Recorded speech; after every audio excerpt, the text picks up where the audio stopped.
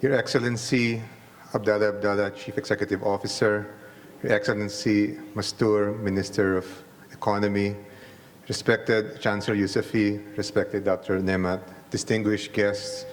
Before I begin, let me share the greetings of Abdallah Al-Dadari, UNDP Resident Representative, who is unfortunately not able to be here today, but is in spirit. I also wish to congratulate Kateb University for this effort. I understand it's the first. Congratulations. I want to talk about three things this morning. First, since I can't assume you understand UNDP's role in SDGs, maybe I spend a few minutes on that.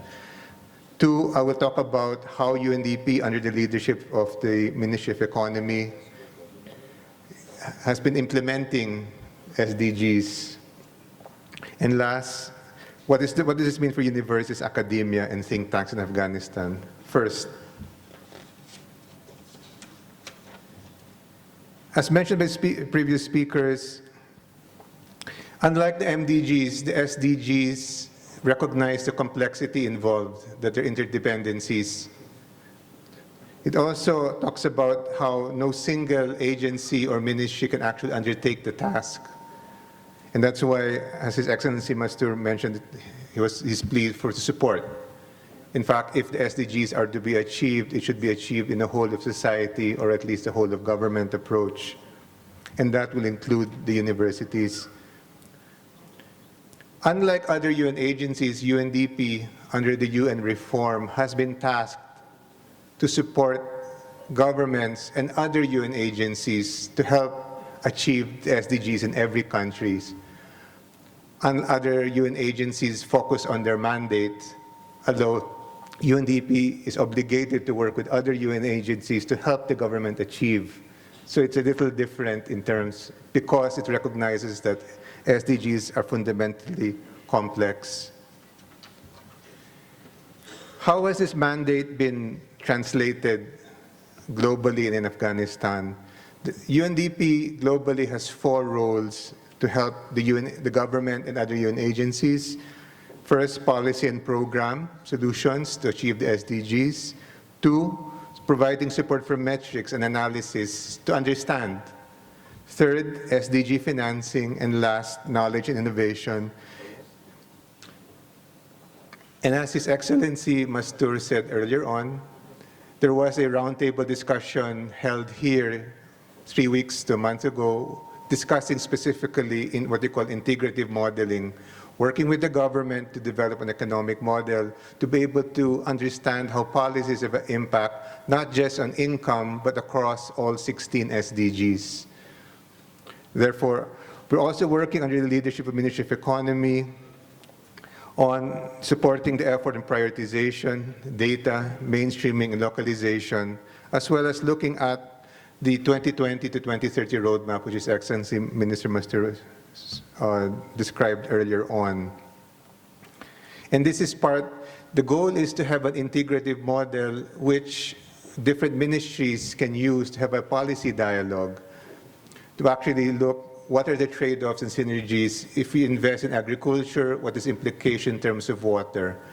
If we invest in public health, a choice between preventive or, let's say, curative medicine, which is not that straightforward, because in Afghanistan, among the top 5 morbidity are 2 non-communicable diseases. What does that mean? Let me finish by talking about what does this mean for universities and think tanks in general. I posit 2 implications. First, universities and academia as generators of knowledge. I would propose a policy development model which I've seen in China. The fact is, every ministry is busy running the country. And I think Your Excellencies would understand that, the time and effort spent takes a lot of time. So in China, they developed a model where every ministry actually has a think tank, which is actually a university. So I can speak, for example, our work in China on climate change. The main think tank was Tsinghua University. We also had similar universities working with regard to the issues of the 270 million migrant workers who were basically unintegrated into the coastal cities, and yet they were the same 270 who were driving China's economic growth, but yet they did not have education, they could not get health, they could not get housing. And so the whole issue is, how do you deliver public services to them? And we actually work with think tanks from the government. And the thing about the think tanks, they were given a lot of leeway to work with civil society. Maybe the ministries cannot reach out across for political reasons, but the think tanks and the university allowed that.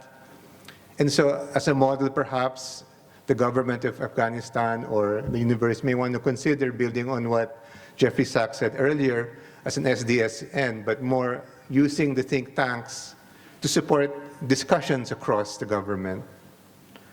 My second point, implication more from a development pathway perspective. What is the role of universities in Afghanistan in today's world? AREU likes to talk about late development challenge of Afghanistan.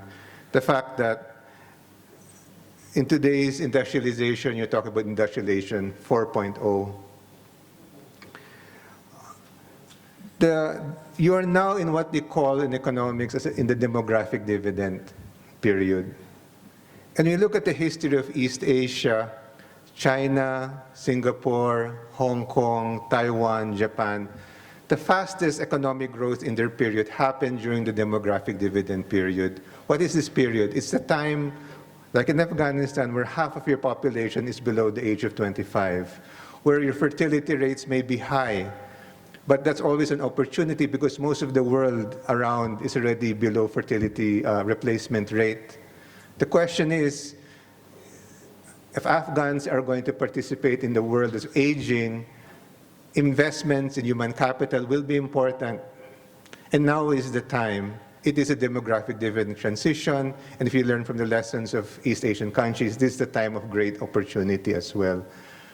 But as said earlier on, if not careful, I can think of a couple of countries where during this period, if it wasn't taken advantage of, it can cause serious problems. You have 400,000 people entering the workforce every year. Jobs have to be created. And yes, the people, the youth, have to be educated.